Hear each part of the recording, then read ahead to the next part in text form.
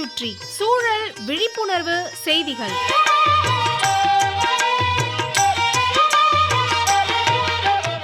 அன்புள்ள ராஜமாணிக்கம் சார் அவர்களுக்கு உங்கள் மாணிக்கம் எழுதும் மடல்.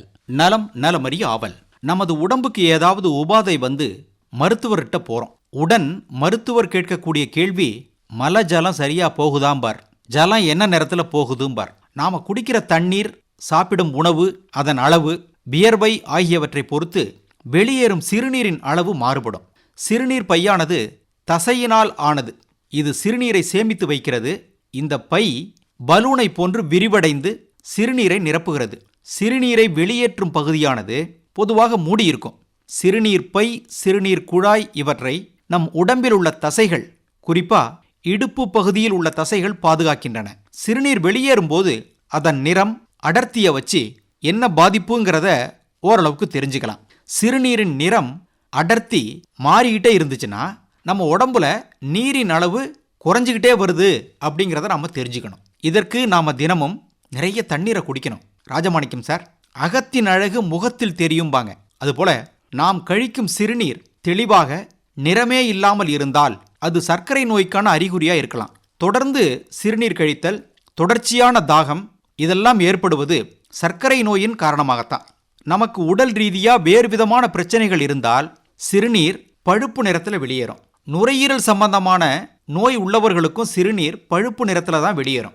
மருத்துவ பரிசோதனை செய்வதன் மூலம் இதை உறுதிப்படுத்தி கொள்ளலாம். சிறுநீர் சிவப்பு நிறத்தில் வெளியேறினா சிறுநீரக பாதையில் தொற்றுக்கள், கிட்னி, சிறுநீர் பையில கற்கள் போன்ற உபாதைகள் காரணமாக இருக்கும். நாம் உண்ணும் உணவை ஏன் உண்கிறோம் என்று எண்ணி பார்த்து உண்ண வேண்டும். உணவை நன்றாக மென்று சுவைத்து ரசித்து உண்ண வேண்டும். குழந்தை தன் தாயிடம் உரிமையுடன் பால் குடிப்பது போல நாம் உணவை உரிமையுடன் உண்ணும் தகுதியை பெற்றிருக்க வேண்டும்.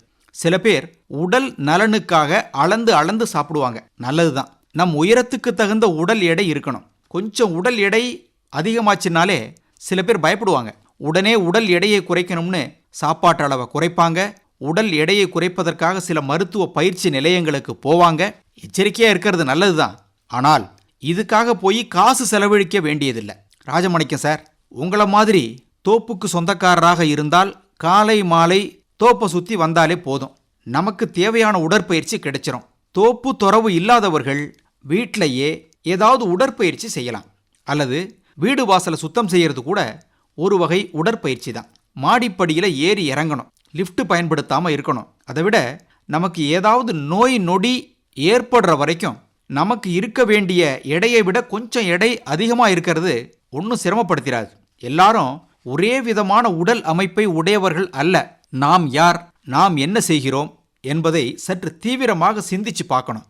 ஒரு மனிதன் மனிதனாகத்தான் இருக்க முடியும். ஒரு மான் மானாகத்தான் இருக்க முடியும். ஒரு யானை யானையாகத்தான் இருக்க முடியும். சரியான உடற்பயிற்சிகள், யோகாசன முறைகளை கூடுமானவரை முறையா கடைபிடித்தால் நமது உடல் நலனை பேண முடியும். உடல் நலன், உள்ள நலன் ரெண்டும் வேணும். இப்படிக்கு மடல் மாணிக்கம்.